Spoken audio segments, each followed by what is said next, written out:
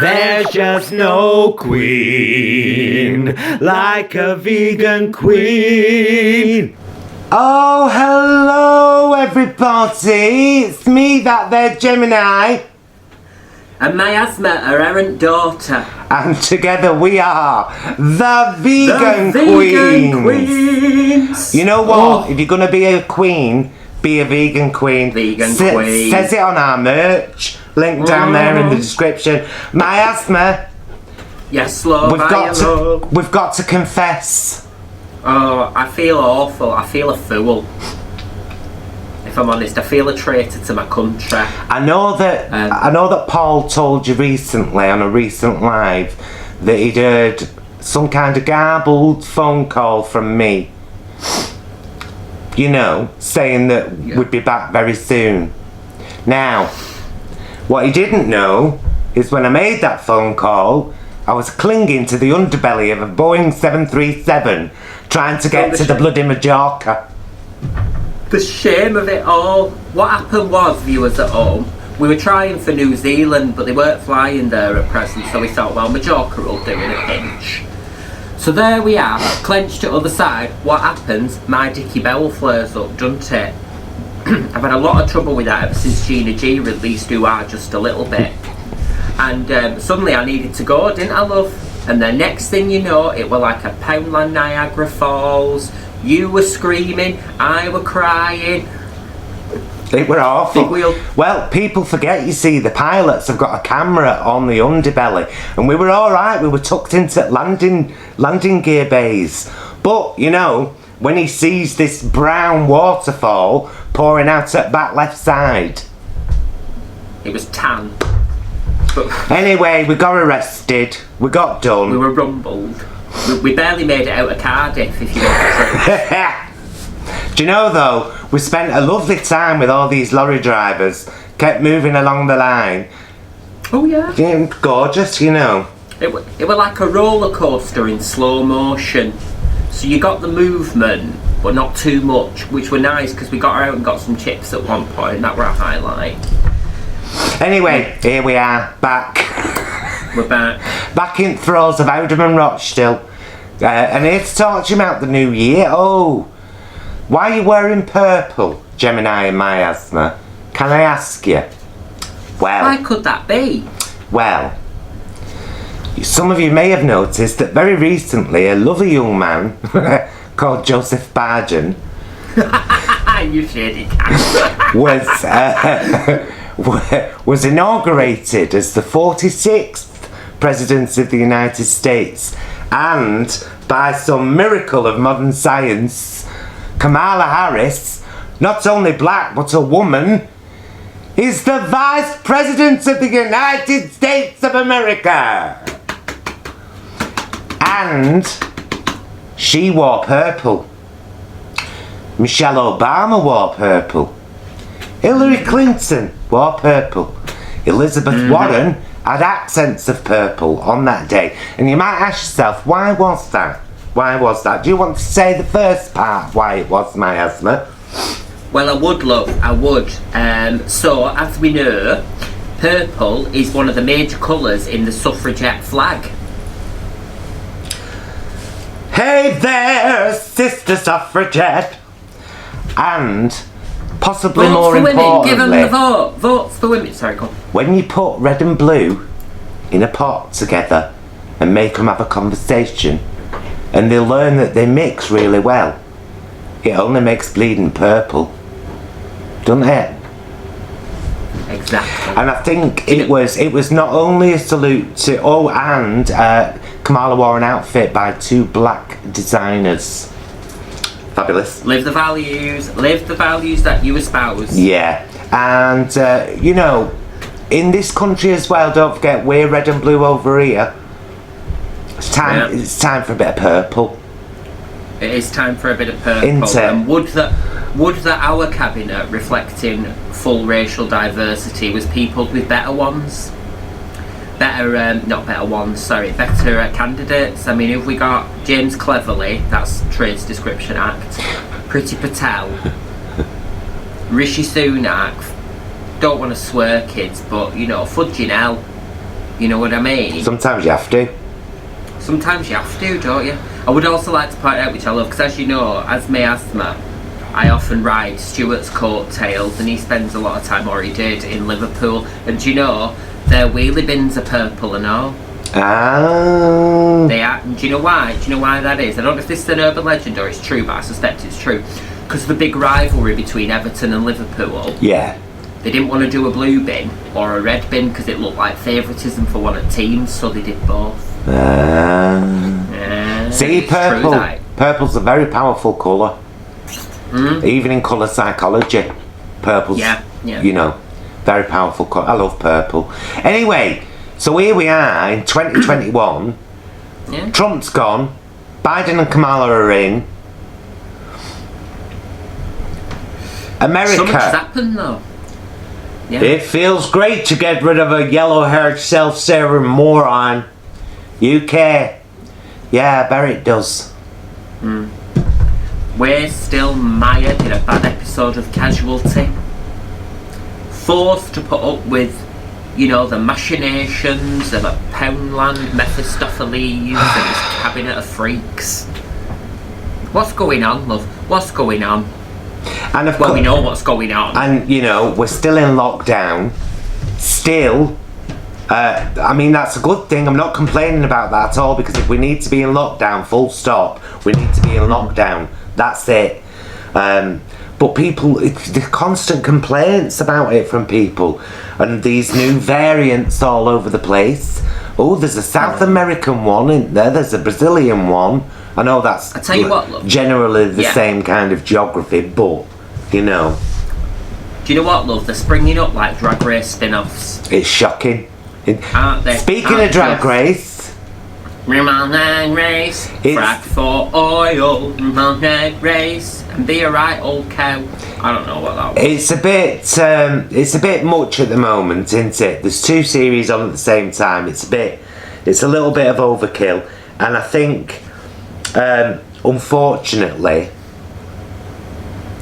the girls on this season of RuPaul's Drag Race UK took very, very close note last year of the stories and the tweets and the shade that got retweeted and shared and blah blah blah blah blah, and they've magnified it, and I think that's a real shame.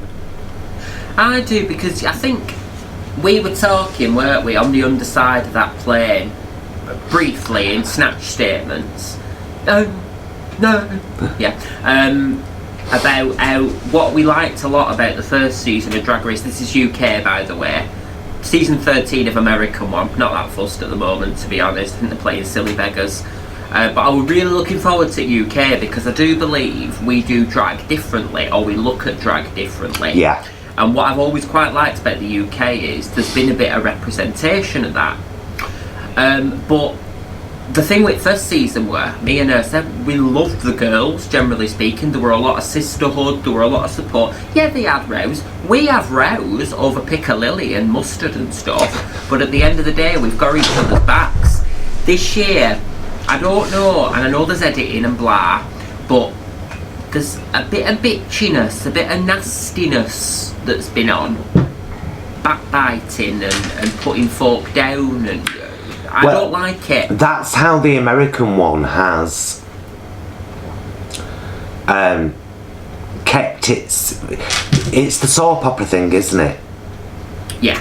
You know, there's the good characters and the bad characters and the indifferent characters, and who gets involved in the shade and who took what from who and who's stealing whose shine and blah blah blah, and it's just like, you know, as a drag mother who's been around an awful long time, I love to see the changes and the evolution, but I don't like to see that Drag Race, in particular the Drag Race fandom, have a very limited view of drag, and it's all to do with Drag Race, and anything outside of that is not drag, even though that's the foundations that this was built on.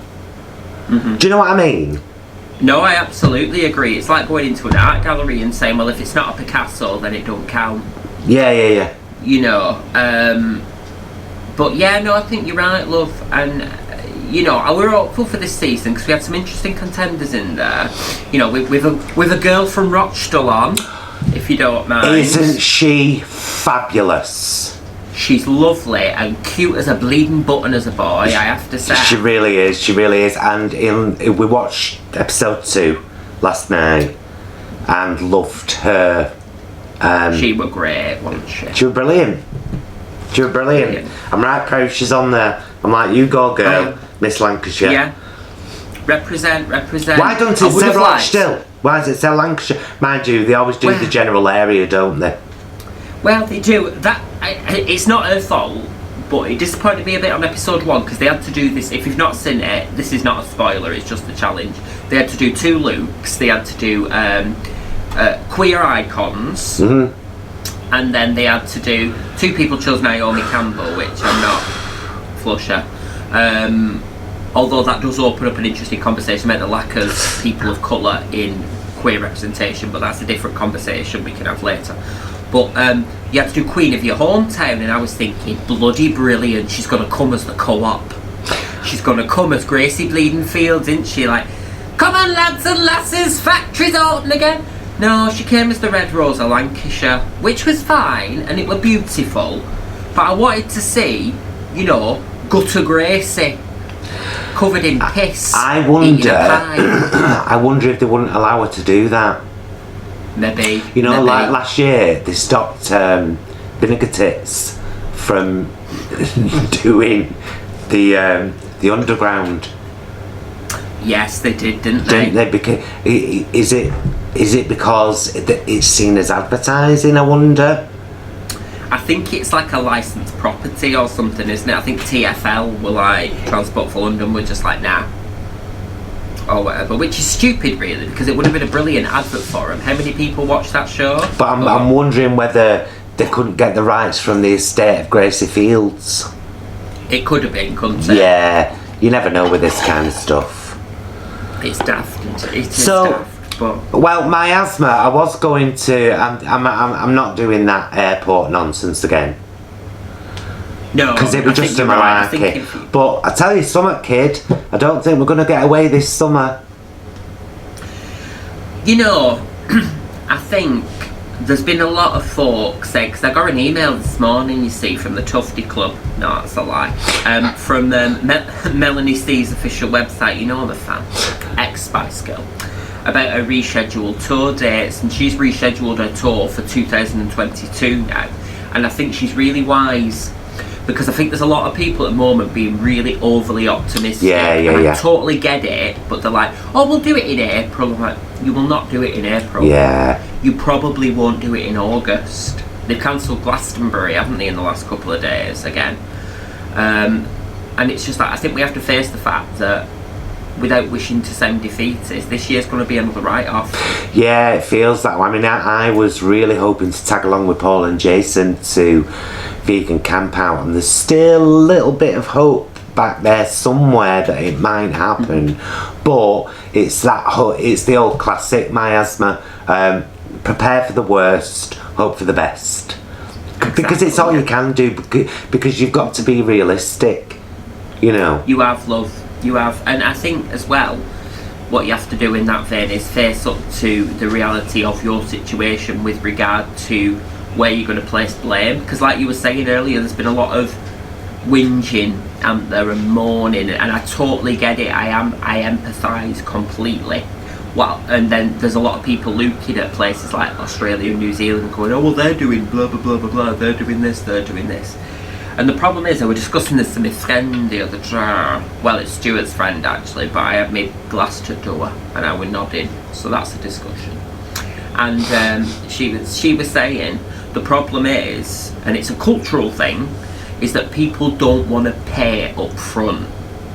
By which she means, I think, don't want to speak for her, but by which she means like, if we'd have put our deposit down at the start of this whole thing, accepted the lockdown, gone for it, just done it, we would have had fewer instalments to pay now.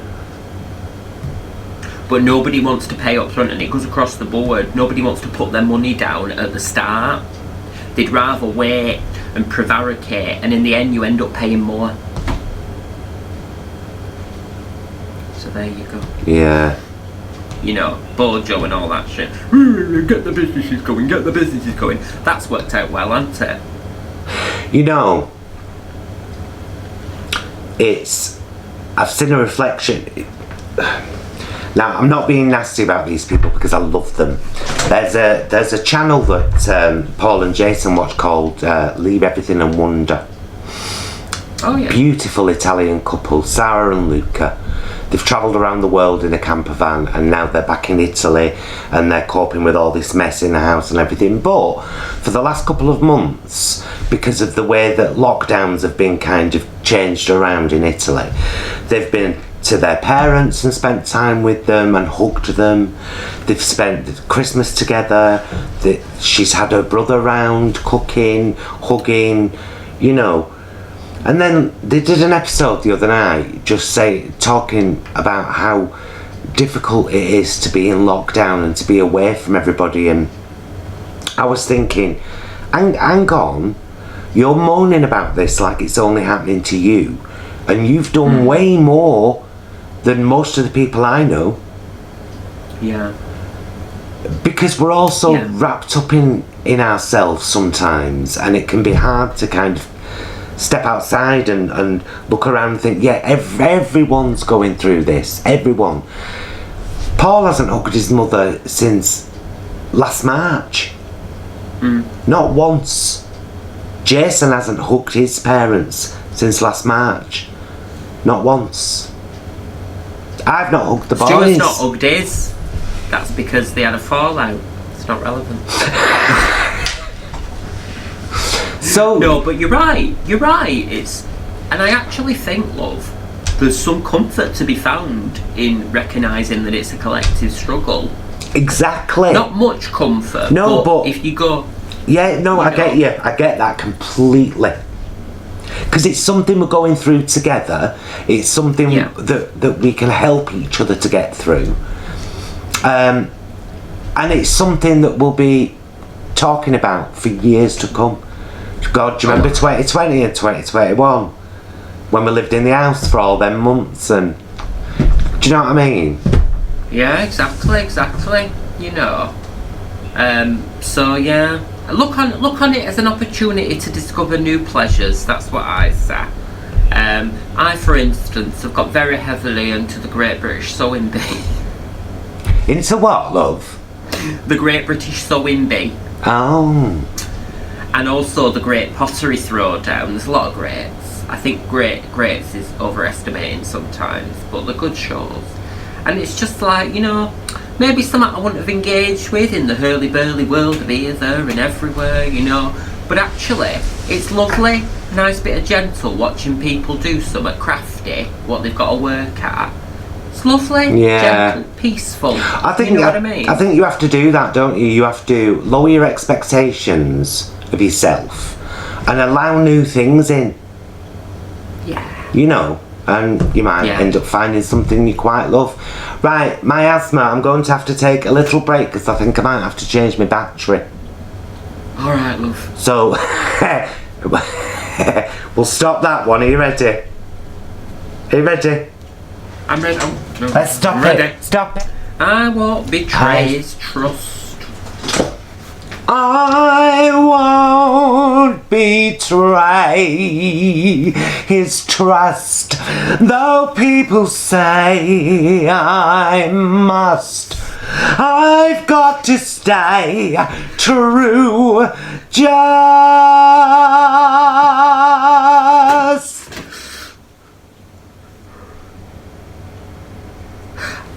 As long as he needs me. Not a dry eye in the house, Winnie. Not a dry eye in the house. Not a dry eye in the bloody nation, Sandra. No, not a dry eye in my pants either. That was disgusting. Cut that. Oh, you know I won't. I'll leave that right in I know there. you will. Try and expose me. My asthma filth. We have to. Now we've talked about. We've already talked about some iconic television with Drag Race, of course, but we've got to very trepidatiously talk about the new Russell T Davies. Is he called? It's Russell T Davies, I of Queer as Folk fame. Yeah, the new Russell T Davies series, It's a Sin, which is streaming on 4 at the moment. Everything I ever do. I am not going to reveal anything about it other than the fact that what's he called? Ollie Alexander. Ollie Alexander is bloody brilliant. Every single cast member. See, it's a Red production, and I've been to Red production auditions. Yeah. I've seen the calibre that they look for of realism, but still acted. Mm-hmm. You know, anyway, it is a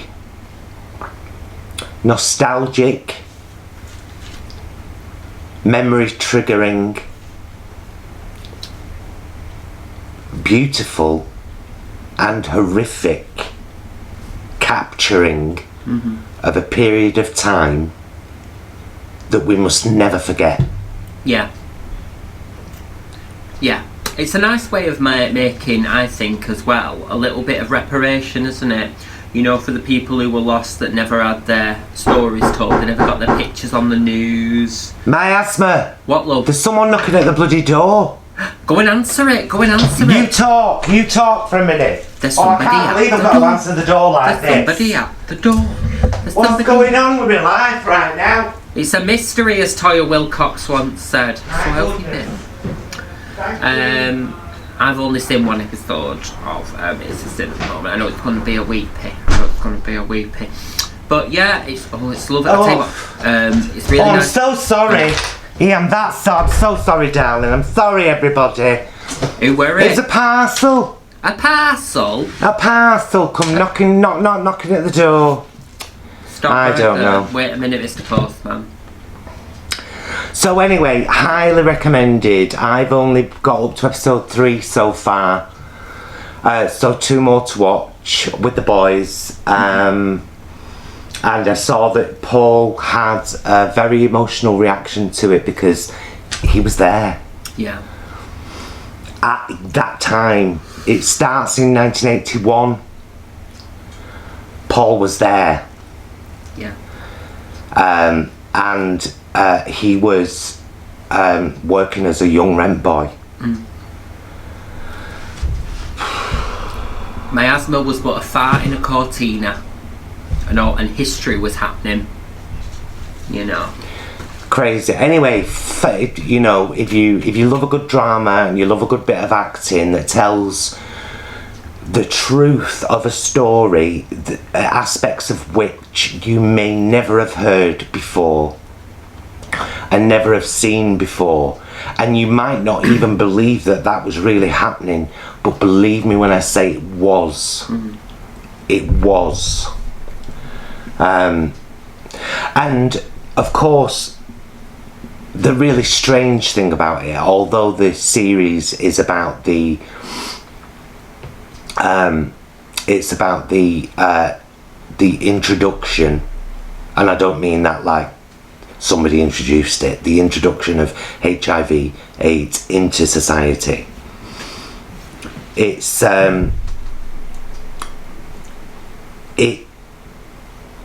I've lost my thread, love. It's alright, love, it's alright. I don't know what I was going to say. It's that was it. Although it's a completely different thing, because of where we are in the world right now with COVID and what we're all having to do, there are some parallels. Yeah. You know, within the feelings. Yeah. No, I mean, and I think in terms of also mismanagement. I didn't want to kind of give anything we don't away, need to go really. into specifics, but no, I just mean historically, You know, Yeah, the yeah, HIV yeah, crisis went unacknowledged and unmanaged by a hostile government, both in America and in the UK, for a very It's long because time. nobody knew what the fuck they were doing. Nobody knew what they were doing. Nobody knew what they were dealing with. Hello? And, you know, that's kind of what... The parallels in that respect are stark, sharp, and make you shudder a little bit. Yeah. But anyway, it's well worth watching. That's a recommendation from us both. Indeed, it is. Yeah, made me think a lot that, you know, about like cultures and stuff like that. And I don't want to say subcultures because I don't think they are subcultures. But, you know, we talk about things like Drag Race or just an awareness of, you know, historical things that have been particularly significant for certain communities and stuff. It sort of reminds me a lot about how we have like a shared community knowledge, and you sort of forget sometimes, don't you, that it's not common knowledge necessarily, if that makes sense. So I suppose I mean sort of like even something as daft as like using a catchphrase from Drag Race. Sometimes I'll catch myself just using them in normal conversation and not thinking for a moment that people won't understand where that's from or what the, you know, the history of that phrase. As we know, a lot of the catchphrases in Drag Race come from the ballroom scene and so on and so forth. Yeah. But they all do. Yeah, they all do. But a lot of people will sort of be like, what do you mean? Sort of thing. You go, Yeah. oh, it's a really good reminder that although you live in a cultural bubble sometimes, there's a whole world that doesn't take part For in example, speaking of It's a Sin, La! Do that again, sorry, you crockle. La! You'll get it. When you've watched series, and we're not talking to you till you've watched it, so you better Ow. So, are we officially back then doing Ladies of Lockdown once a fortnight, love? I think so. Now that I've, you know, thinking from my injuries and I'm under the doctor about my bladder, I think we should be good to go again. Yeah, I mean, we might as well. You know, it's a chance to dress up once a fortnight, isn't it? And just, like, talk about the world. This is the thing. I think people like the way we talk about the world because it normalises it for them, because it can still feel very sharp and harsh out there. You know, it is a cruel world in harsh. some respects. We've got to look out for each other. You know. Crazy world, full of crazy contradictions, like a child. I love that song from Vixie Victoria. Right now, look here, you lot. We're having technological bloody issues today, pair of us, and it's not nice, and we're sick of it. I think we've said everything we wanted to say, but just know we're back. We're back. Another series, the Ladies of Lockdown. So in 2 weeks, there'll be another with new frocks, new hair, and new stories. So look after yourselves and pumice them eels. Look at that. Yes, do. Do take care of yourselves. Check out Stuart's channel. Check out those vegan guys. All links up there because they're beautiful and wonderful. We love them almost as much as we love you. Check out our merch down there. Thanks so much for watching. Say goodbye, Miasma. Goodbye, Miasma. Goodbye, everybody.